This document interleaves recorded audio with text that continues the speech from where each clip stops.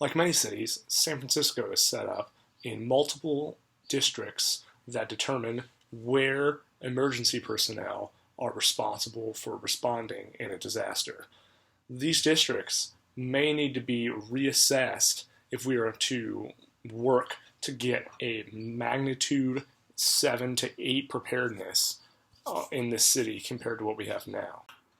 San Francisco also really has a emphasis on building codes and building structures. So being able to build in certain locations is determined by what kind of experience you're going to have with an earthquake in those regions.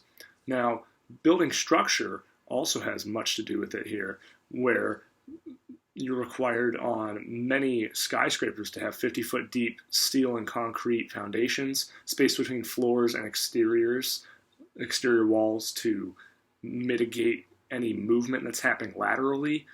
There are isolated foundations which allow buildings to actually move on the ground in reference to where the ground is moving. And in San Francisco, the Transamerica Pyramid is an example of some of these innovations that have allowed it to stand up to a series of earthquakes that we've seen so far.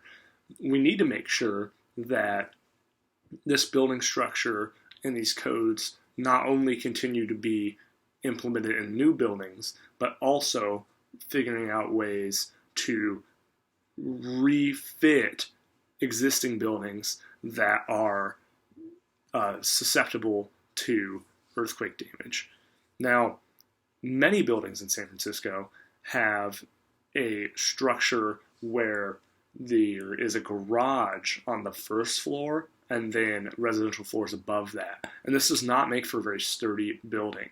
And so that is one of the main issues that needs to be addressed that we have not seen the city of San Francisco really have a solution with yet.